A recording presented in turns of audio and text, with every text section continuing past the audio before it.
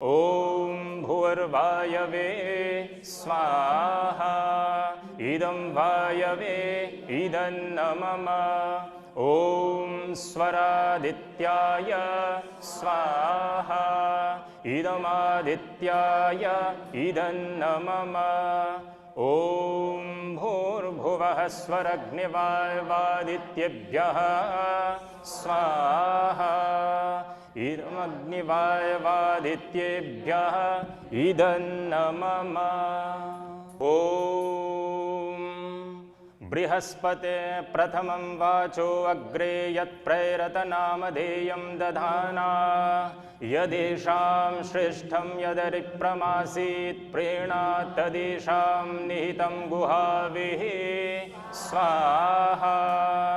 ॐ सक्तुमिवत्तित्यूना पुनन्तु यत्र धीरा मनसा वाचमक्रत अत्रा सखायः सख्यानि जानते भद्रेषां लक्ष्मीर्निहिता दिवाचे स्वाहा। ॐ यज्ञेन वाचः पदवीयमायन्तामन्विन्नन्दृशिषु प्रविष्टां तामावृत्या व्यददुः पुरुत्रा तां सप्तरेभा अभिसंनवन्ते स्वाहा। ॐ मुतत्वः पश्यन्न ददर्श वाचमुतत्वः शृण्वन्न शृणोत्येनाम् उतत्वस्मै तन्वं विसस्त्रे जायेव पत्यौषधि सुवासा स्वाहा। ॐ मुतत्वसख्ये स्थिरपीतमाहुर्नयनं हिन्त्वयपि वाजिनेषु अधेन्वाचरति माययैष वाचं शुशुवामफलामपुष्पां स्वाहा। केवल घी। ॐ अग्नये स्वाहा इदमग्नये इदं मम। ॐ सोमाय स्वाहा इदं सोमाय इदं मम। ॐ प्रजापतये स्वाहा इदं प्रजापतये इदं मम। ॐ इन्द्राय स्वाहा इदमिन्द्राय इदं मम। ॐ भूरग्नये स्वाहा इदमग्नये इदं मम। ॐ भुवर्वायवे स्वाहा इदं वायवे इदं मम। ॐ स्वरादित्याय स्वाहा इदमादित्याय इदं मम। ॐ भूर्भुवः स्वरग्निवायवादित्येभ्यः स्वाहा इदमग्निवायवादित्येभ्यः इदं मम। ॐ यदस्य कर्मणोऽत्यरीरिचं यद्वान्यूनमिहाकरम् अग्निष्टत्स्विष्टकृद्विद्यात् सर्वं स्विष्टं सुहृतं करोतु मे। अग्नये स्विष्टकृते सुहृतहुते सर्वप्रायश्चित्ताहुतीनां कामानां समर्धयित्रे सर्वान् कामात् समर्धय स्वाहा। इदमग्नये स्विष्टकृते इदं मम। ॐ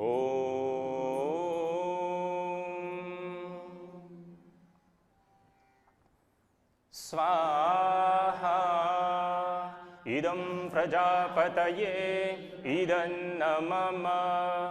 ॐ भूर्भुवः स्वः अग्न आयुन्षि पवस आसुवोर्जमिषं च न आरे बाधस्वधुश्चुनां स्वाहा।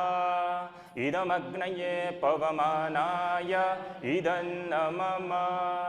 ॐ भूर्भुवः स्वः अग्निर्ऋषिः पवमानः पाञ्चजन्यः पुरोहितः तमीमहे महागयं स्वाहा इदमग्नये पवमानाय इदन्नमम ॐ भूर्भुवः स्वः अग्ने पवस्वस्वपास्मे वर्चः सुवीर्यं दधद्रैमयि पूषं स्वाहा इदमग्नये पवमानाय इदन्नमम ॐ भूर्भुवः स्वः प्रजापतेन त्वदितान्यन्यो विश्वा जातानि परिता बभूव यत्कामास्तेजुहुमस्तन्नो अस्तु वयं स्यामवतयोरयीणां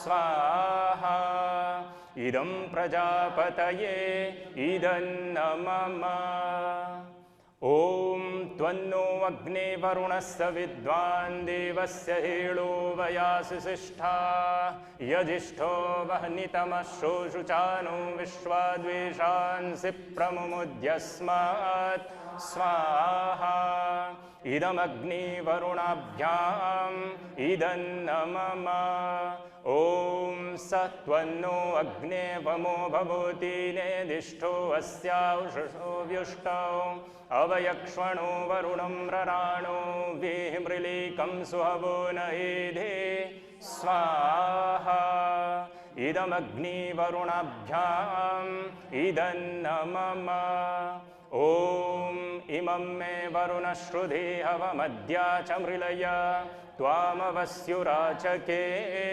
स्वाहा इदं वरुणाय इदन्नमम ॐ तत्त्वायामि ब्रह्मणा वन्दमानस्तदा शास्ते यजमानो हविर्भिः अहेलमानो वरुणेह बुद्ध्युर्शंसमान आयुप्रमोषे इदं वरुणाय इदन्नमम ॐ ये ते शतं वरुणये सहस्रं महान्तः ते विर्णो अद्य सवितुत विष्णुर्विश्वे मुञ्चन्तु मरुतः स्वर्गाः स्वाहा इदं वरुणाय सवित्रे विष्णवे विश्वेभ्यो देवेभ्यो मरुद्भ्यः स्वर्गेभ्यः इदन्नमम ॐ अयाश्चाग्नेस्य न विषस्तिपाश्च सत्यमित्वमयासि अयानो यज्जङ्वहास्य यानो देहि भेषजं स्वाहा इदमग्नये अयसे इदन्नमम ॐ उदुत्तमं वरुणपाशमस्मद्दवाधमं विमध्यमं शताय अधावयमादित्यव्रतेतवानागसो अदितयस्यामा स्वाहा इदं वरुणायादित्यायादितये च इदन्नमम ॐ भवतन्नः समनसो सचेतसा वरेपसो मायज्जङ्हिं शिष्टं मायज्जवतिं जातवेदसो शिवौ भवतमद्य नः स्वाहा इदं जातवेदोभ्याम् इदन्नमम ॐ भूर्भुवः स्वः तत्सवितुर्वरेण्यं भर्गो देवस्य धीमहि धियो यो न प्रचोदयात् स्वाहा ॐ भूर्भुवः स्वः तत्सवितुर्वरेण्यं भर्गो देवस्य धीमहि धियो यो न प्रचोदयात्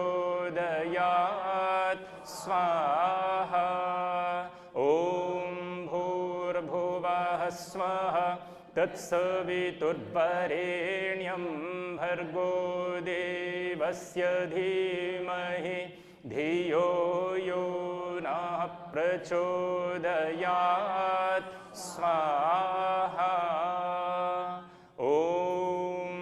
सर्वं वै पूर्णं स्वाहा ॐ सर्वं वै पूर्णं स्वाहा ॐ सर्वं वै पूर्णं स्वाहा।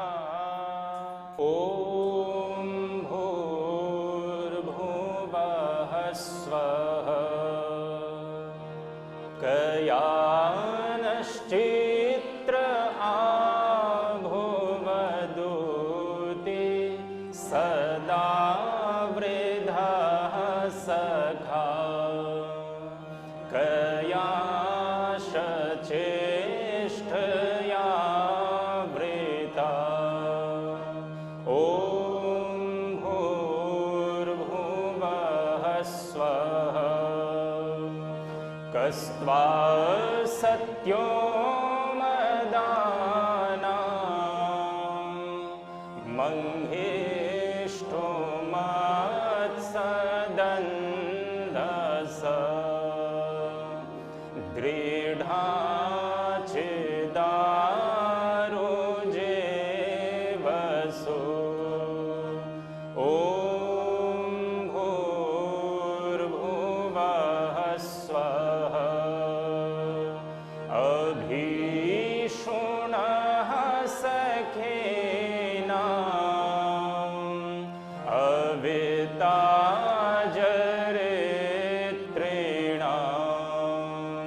शतं भवास्योदये।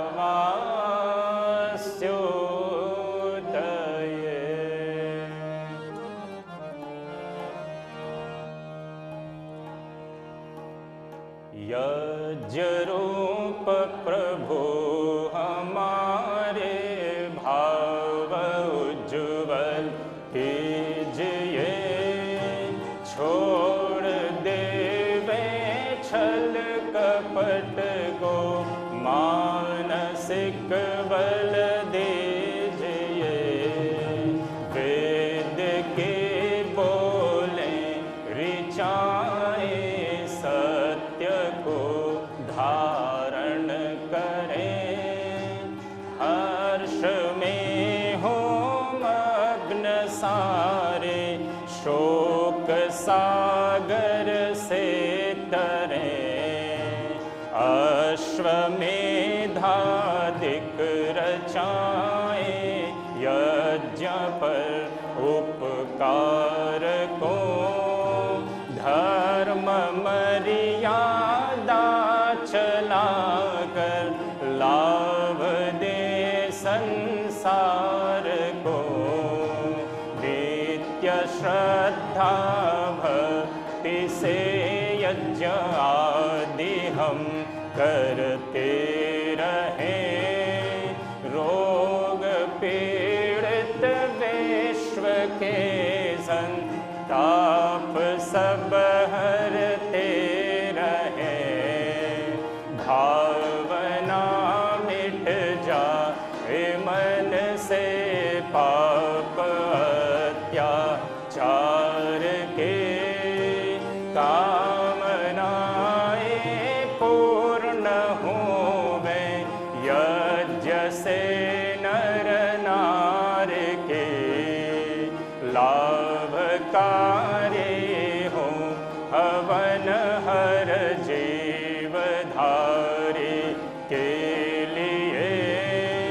वायु जल सर्वत्र हो शुभ गंध को धारण किए।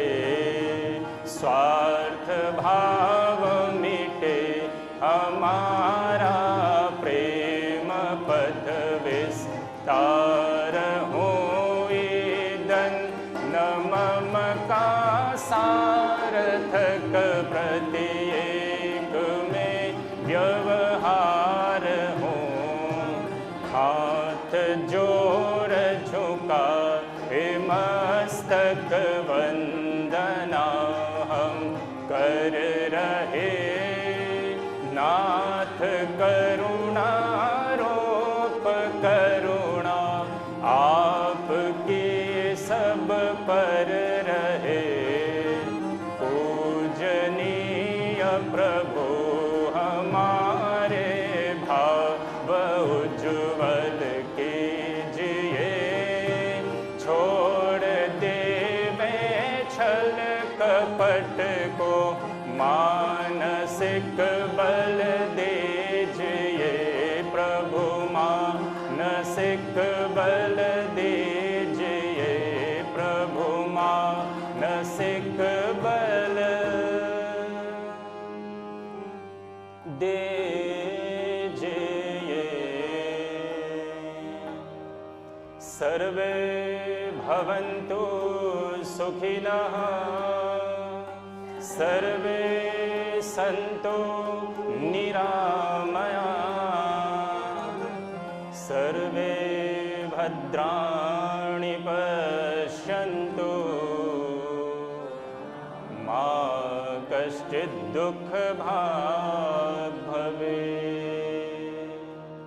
सुखी बसे संसार सब, दुखिया रहे न कोई, यह अभिलाषा हम सबकी भगवन पूरी हो। विद्या बुद्धि तेज बल सबके भीतर हो, दूध पुत्र धन धान्य से वंचित रहे न को। भक्ति प्रेम से मन हो वे भरपूर, राग द्वेष से चित्त मेरा को सौभाग्य दो। मिले भरोसा आपका हमें सदा जगदीश, आशा तेरे धाम की बनी रहे ममए।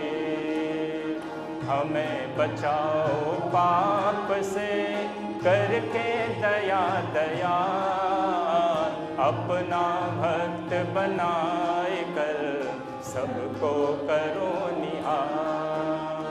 दिल में दया उदारता, मन में प्रेम अपार, धैर्य हृदय में वीरता, सबको दो करता। हाथ जोड़ विनती करूं, सुनिए कृपा निधान, सारो संगत सुख दीजिए नम्रता दान। सुखी बसे संसार सब, दुखिया रहे न को, यह अभिलाषा हम सबकी भगवन पूरी हो। यह अभिलाषा हम सबके भगवन पूरी हो। यह अभिलाषा हम सबके भगवन पूरी हो। आज के कार्यक्रम को विभाजित किया है। प्रथम भाग विशेष यज्ञ का रहा, जो कि श्रद्धा भक्ति से संपन्न हुआ। इसके लिए हमारे आचार्यों तथा पुरोहिताओं को धन्यवाद। बढ़ते हैं कार्यक्रम के दूसरे भाग की ओर। हम प्रार्थना करते हैं। प्रार्थना का मतलब होता है मांगना, याचना करना। किससे मांगेंगे? जिसके पास है तो उसी तो मांगेंगे। परमात्मा के पास तो भंडार है, सब कुछ है, उससे मांगते हैं, उससे प्रार्थना करते हैं कि हे परमात्मा, हमें श्रेष्ठ धन दो। श्रेष्ठानि द्रविणानि, श्रेष्ठ धन, श्रेष्ठ कर्मों से, पुरुषार्थ से श्रेष्ठ धन प्राप्त होता है। मंत्र में श्रेष्ठ धन के लिए 6 प्रार्थनाएं हैं। प्रथम है चित्तिम दक्षस्य, कि हर कार्य जो हम करेंगे कुशलता पूर्वक करें। भौतिक धन का दुरुपयोग न करें। धन के अभिमान से दुर्बलों को न सतावें। दूसरी प्रार्थना है सुभगत्वम अस्मे, हमें सौभाग्य संपन्न बनाइए। हमारी प्रत्येक क्रिया से यश प्राप्त हो। भग का अर्थ है ऐश्वर्य, धर्म, यश, शोभा, ज्ञान, वैराग्य, रिश्वत, जुआ, लूटपाट, काला धन सुभग नहीं हो सकता। मंत्र में तीसरी प्रार्थना है, रही नाम पोषम, मेरा धन शुभ कर्मों में लगे। उदाहरण के लिए सेवा, गरीबों को विद्या का दान, धनों को पोषण करने वाले हम हों, हम जीवन यात्रा के लिए आवश्यक धनों के पोषण करने वाले हों। चौथी प्रार्थना है अरिष्टिम तनुनाम, पहला सुख निरोगी काया, शरीर की निरोगता के लिए अष्टांग योग हम करें। और पांचवी प्रार्थना है वाचः स्वादमानम, वाणी में हमारी वाणी में मिठास हो। मीठा वचन औषध का काम करता है, कटु वचन तीर का। हमारी वाणी इतनी मधुर हो कि सुनने वाले सुनने के लिए लालायित हों। और छठी प्रार्थना मंत्र में है सुविनत्वम अनाम, हमारी वाणी में इतना मिठास हो कि हमारा हर दिन शुभ हो, हर दिन शुभ हो, हमारा हर दिन सुदीन हो। जब हम सवेरे उठते हैं, प्रार्थना करते हैं, संध्या करते हैं, तो भगवान से हम प्रार्थना करें कि हे परमात्मा, हमारा आज का दिन शुभ हो, हमारा दिन सुदीन हो, अच्छा दिन हो। सु का मतलब होता है अच्छा। प्रतिदिन प्रार्थना के बाद हमें परमात्मा से यह बोलना है कि हमारा दिन सुदीन हो। तो मैंने कोशिश की परमात्मा का जो संदेश है आप लोगों तक पहुंचाने के लिए। आप लोगों ने ध्यान से मुझे सुना, ध्यान के लिए धन्यवाद। ओम शांति शांति शांति। इस तम के अमावस को पूनम की किरण कर दो। इस तम के अमावस पूनम की किरण कर दो। हे ईश मेरे मन मेरा सुमन कर दो।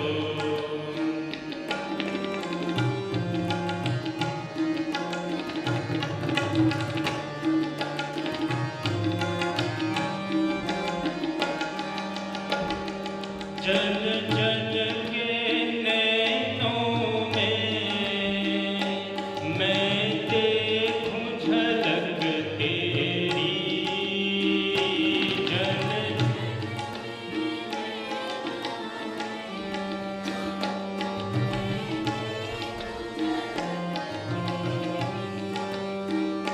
श्वासों के सरगम में मैं पाऊं ललक तेरी। मंदिर में मेरे आकर मेरे भाव सजल कर दो। हे ईश मेरे मन मेरा सुमन कर दो।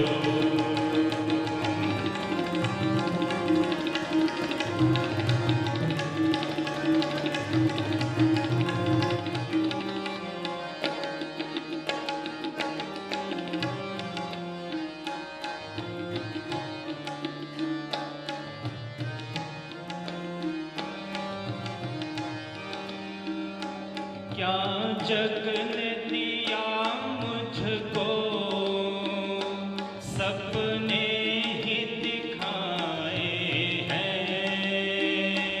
कितनों ने मेरे पग में कांटे ही बिछाए साथ मेरा देकर मेरा जीना सफल कर दो। हे ईश मेरे मन के मन मेरा सुमन कर दो।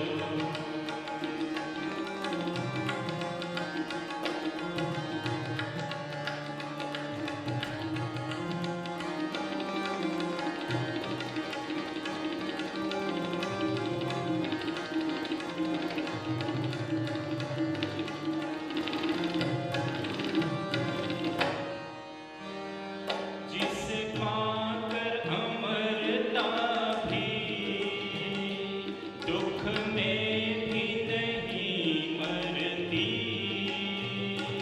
उन प्रेम की बूंदों की प्यासी है मेरी धरती। तुम साथ मेरा देकर विश्वास अमर कर दो।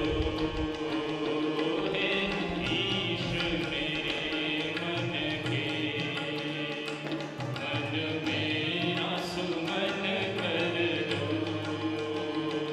इस तम के अमावस को पूनम की किरण कर दो।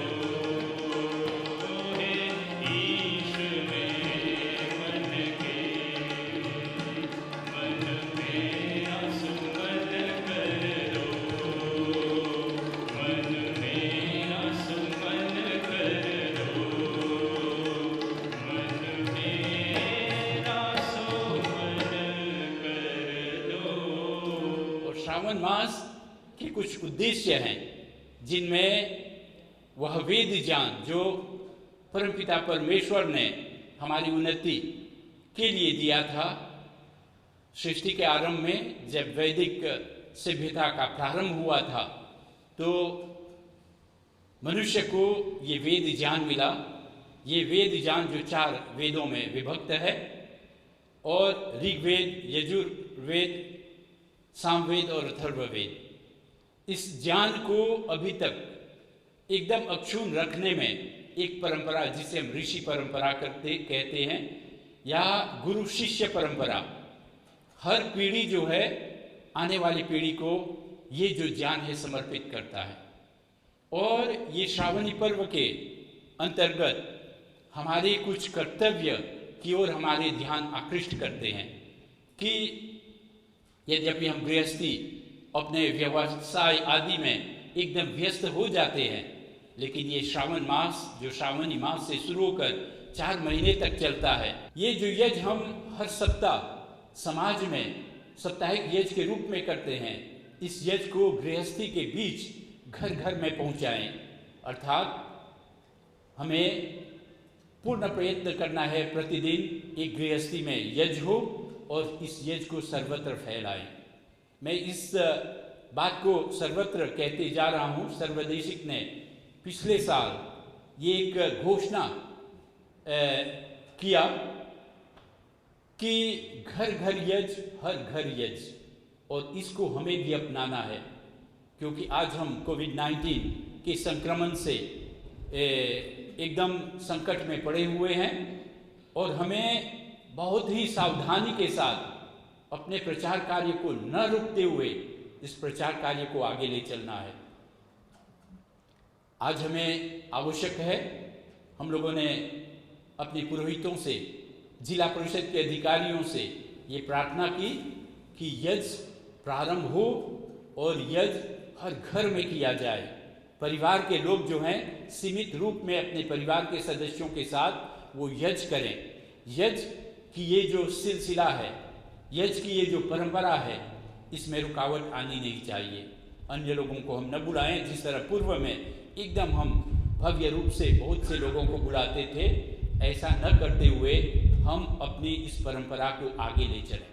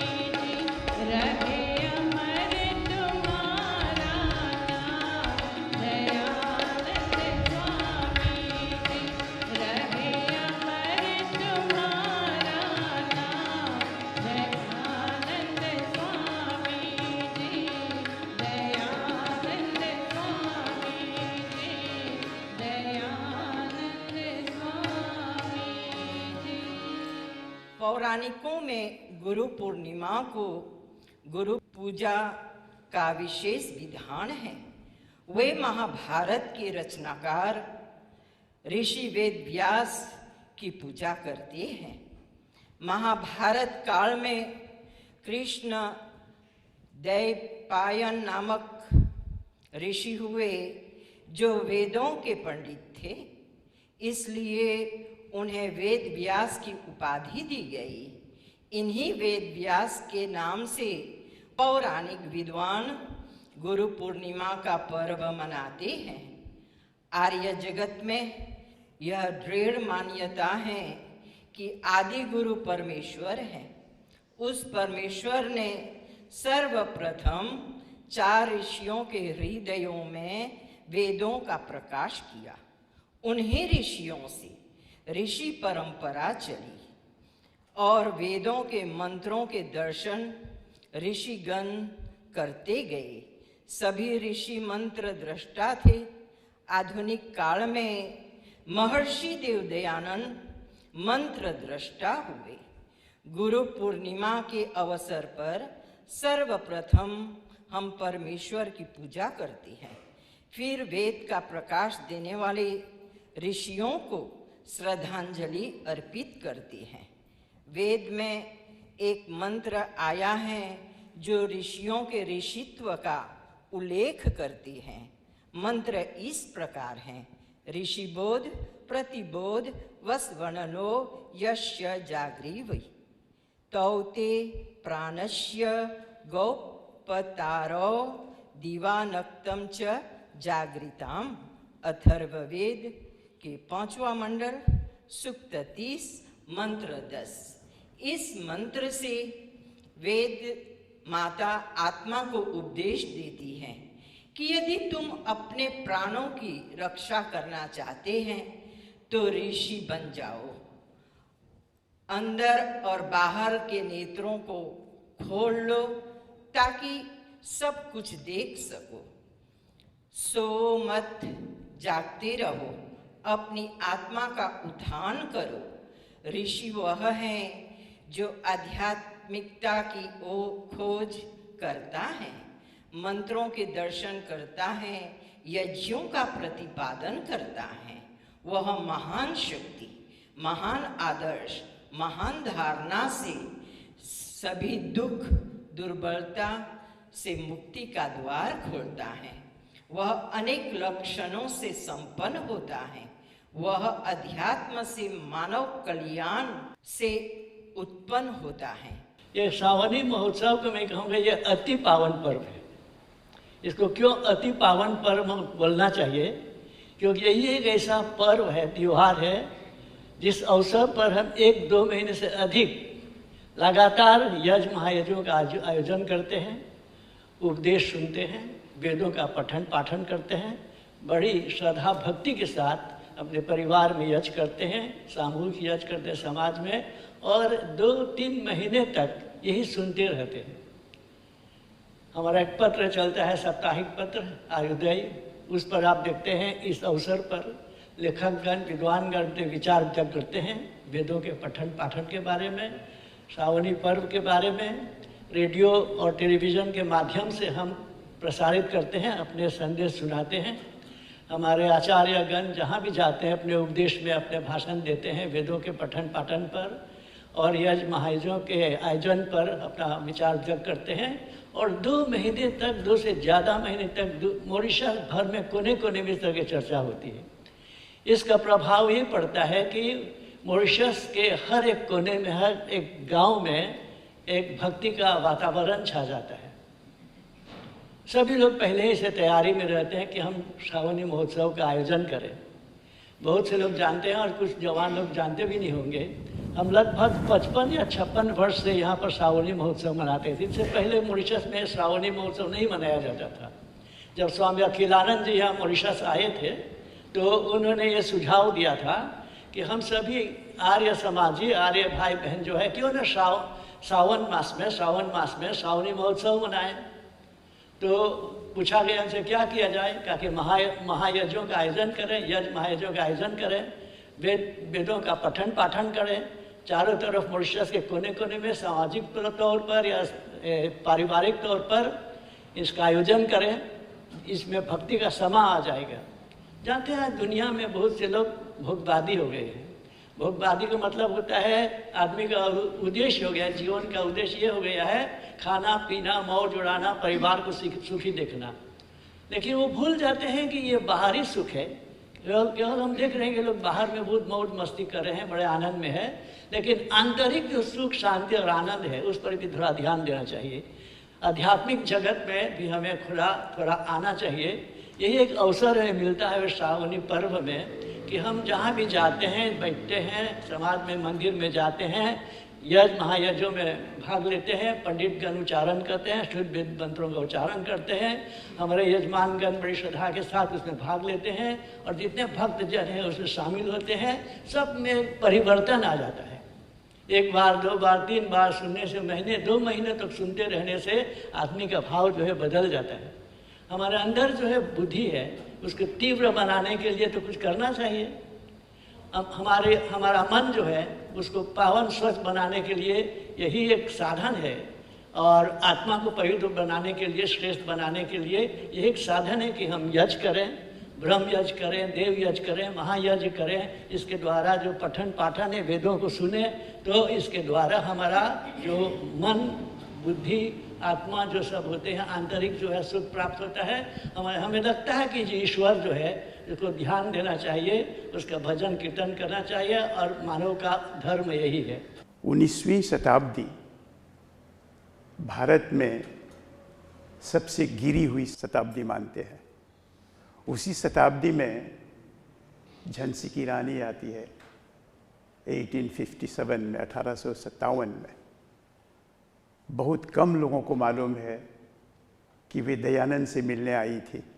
तत्या टोपे और जितने उनके साथी थे, दयानंद ने जो दक्षिणा में धन मिले थे उस वक्त तक, वो झांसी की रानी को सुपुर्द किया था और कहा था कि मैं अंडरग्राउंड रहकर सहायता करूंगा। क्योंकि स्वामी दयानंद के जीवन में एक दूसरा उद्देश्य था। मतलब अगर वो लड़ते और अंग्रेज़ी सरकार पकड़ लेते तो उसे कैद में डाल देते और उनका उद्देश्य अधूरा रह जाता। इसलिए कहा मैं अंडरग्राउंड, भूमिगत रहकर सहायता करूंगा। बहनों और भाइयों, 19वीं शताब्दी में एक ऋषि हुए जिसको हम वेदों वाला ऋषि बोलते हैं, और वो हमारे दयानंद। गुरु के दरवाजे को छोड़ के जब निकले तो गुरु ने कहा, 14-15 शिष्य पढ़ रहे थे उनके साथ उस वक्त। मैंने इतिहास में खोज की, एक भी दयानंद के क्लासमेट उनकी सहायता नहीं की। आप समझ सकते हैं, सभी पेट पालने के लिए आए थे पढ़ने, सभी रोटी कमाने के लिए आए थे पढ़ने। फ़कत दयानंद आए थे एक उद्देश्य लेकर। और अच्छा हुआ, जाते वक्त जो लौंग देना चाहते थे ऋषि ने कहा स्टॉप, ये मैं स्वीकार नहीं करूँगा, एक दूसरी चीज़ है तुम्हारे साथ। बोले मांग लो, मांग लें गुरु, मैं देने को तैयार हूँ। बोले तुम्हें अपना जीवन देना होगा। भारतवर्ष रसातल में गिर गया है, वेद तिरोहित हो गया है, डिसअपीयर हो गया है। आपने सुना है ना कि स्वामी दयानंद ने जर्मनी से वेद मंगाया, क्यों? तिरोहित हो गया था, गायब हो गया था, भूल गए थे लोग। उन्होंने वेद को पकड़कर भारतवर्ष को पुनः रास्ते पर लाने की कोशिश की। सब तो हो गया।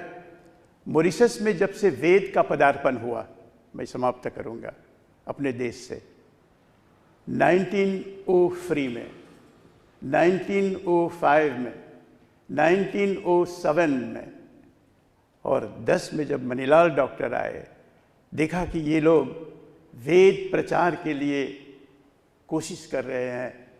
सनातनी होते हुए मनीलाल डॉक्टर ने मॉरिशन लोगों की सहायता की और पोर्ट लिस्ट में आर्य समाज बना।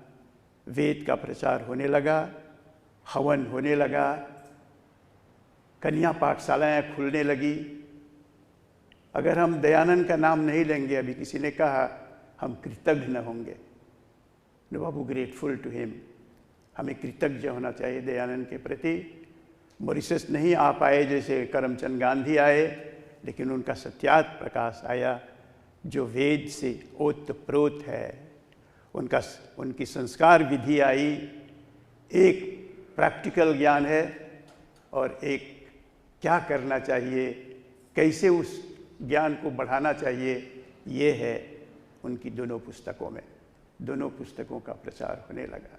बहनों और भाइयों, समाप्त करने से पहले एक जाति के जीवन में पर्वों का बहुत महत्वपूर्ण स्थान रहता है। प्रकाश दूर करता रहना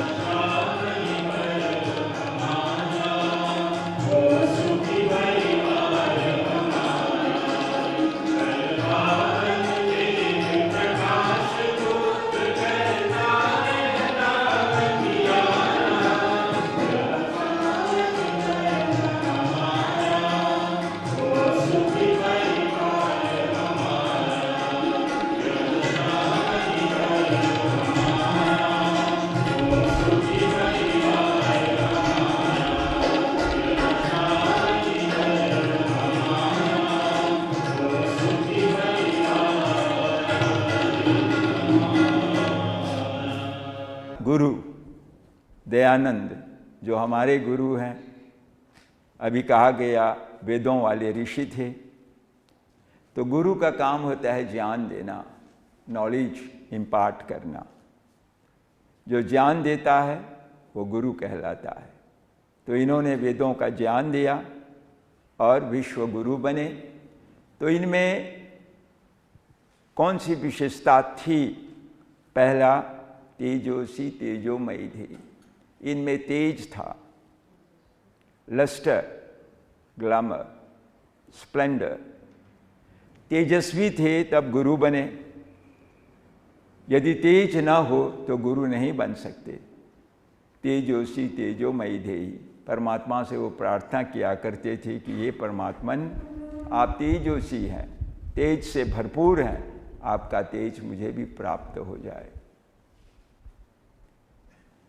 बलमसी, आप बलवान हैं, सर्वशक्तिमान है, मेरे अंदर भी शरीर, मन, बुद्धि और आत्मा का बल आ जाए ताकि मैं भी ज्ञान का प्रचार प्रसार कर सकूं। ओजोसी ओजोमयी देही। आप ओजमय हैं, ओज से भरपूर हैं, मेरे अंदर भी वह ओज आ जाए। वीर्यमसी, आप सर्वशक्तिमान हैं, वीर्यवान है, मेरे अंदर भी वह शक्ति आए। अंत में कहा मन्युरसी मन्युमयी देही, वो मुझे दीजिए, परंतु जब मैं किसी पर मन्यु का भाव दिखाऊं तो ज़रूर वो मुझ पर बरसेंगे। जब मुझ पर बरसेंगे तो मैं आपसे और एक वरदान मांगता हूँ, सहोची। आप सब कुछ सहते हैं तो सहोसी, सहनशील हैं, वह सहनशीलता, टॉलरेंस मेरे अंदर भी आए, तब गुरु बनते हैं। इनके गुरु का नाम था कौन? बिरजानंद, स्वामी बिरजानंद। भरपूर थे इन गुणों से। ये मत सोचें कि हड्डी हड्डी थे जो उसमें तेज नहीं था। तेज नहीं था तो दयानंद को कैसे उत्पन्न करते? बल नहीं होता, आत्मिक शक्ति, तो कैसे दयानंद को जन्म देते? उनमें मन्यु नहीं था, कैसे दयानंद को पीट पाट कर चिन्हा डाल देते सिर पर? और दयानंद से पूछा जाता ये चिन्हा क्यों सिर पर? तो कहा ये गुरु का प्रसाद है। तो ये सब भाव गुरुओं में होता है, तब हम गुरु पूर्णिमा मनाकर गुरुओं के प्रति श्रद्धा व्यक्त करते हैं। मैं आपको ये बताना चाहता हूं कि ये गुरु परंपरा जो है केवल भारत में ही नहीं चली। आप जानते हैं, कहा जाता था यूनान देश, जिसको ग्रीस कहा जाता है, वह सभ्यता को फैलाने वाला देश था प्राचीन समय में। इसलिए यूनान, फिर रोमन, जहाँ पर बड़े बड़े गुरु लोग हुए, इन सभी लोगों ने सभ्यता का प्रचार प्रसार किया। परंतु इन गुरुओं से पूर्व जो गुरु हुए थे, उन्हीं लोगों से तो लोगों ने ज्ञान लिया। तो वह ज्ञान कहाँ से आया? वही वेदों का ज्ञान था। ग्रीस देश में सुकरात नाम के, जिसको सोक्रेट्स कहते हैं, इंग्लिश में सोक्रेटिस बोलते हैं, सुकरात जन्मे और उनके शिष्य प्लेटो, और प्लेटो के शिष्य, प्लेटो को हम हिंदी में अफलातून कहते हैं, और प्लेटो का शिष्य अरिस्टोटल, जिसको हम अरस्तु कहते हैं। ये महान गुरु थे। यदि आप इनके ग्रंथों को आप पढ़ेंगे तो आप देखेंगे वेद के बहुत से सिद्धांतों का इन लोगों ने प्रतिपादन किया है। सोक्रेटिस, जिसको सुकरात कहते हैं, जो गुरु थे प्लेटो के, उन्होंने वही काम किया जो महर्षि दयानंद ने शास्त्रार्थ के माध्यम से किया था। पंडितों के साथ बैठकर शास्त्रार्थ करना। वो अपने समय के प्रचलित मतांतरों से शास्त्रार्थ करते थे और कहते थे इस बात में तर्क नहीं है, रीजनिंग नहीं है, लॉजिक नहीं है, इसे नहीं मनाया जाए। अंत में क्या हुआ? सुकरात को पकड़कर जेल में रखा गया और मृत्यु दंड दिया गया। क्या दयानंद को भी ऐसे ही नहीं किया गया, जहर दे देकर बार बार? मृत्यु के मुंह में डाल दिया गया। वही बात हुई जो तर्क के द्वारा सुकरात सिद्ध करना चाहते थे और उस समय के शासक तैयार नहीं थे स्वीकार करने के लिए और उन्हें मृत्यु के मुख में ढकेल दिया। सुकरात के शिष्य प्लेटो ने एक ग्रंथ लिखा रिपब्लिक, जिस तरह महर्षि दयानंद ने सत्यार प्रकाश लिखा। उन्होंने 3 बातों पर बल दिया है। जस्टिस, न्याय किसे कहते हैं? हमारे बारिस्टर बैठे हैं 2-2, ये लोग न्याय करते हैं। तो प्लेटो का जो रिपब्लिक है, जस्टिस, व्हाट इज जस्टिस, इस पर उन्होंने लिखा। व्हाट इज एजुकेशन, शिक्षा क्या है?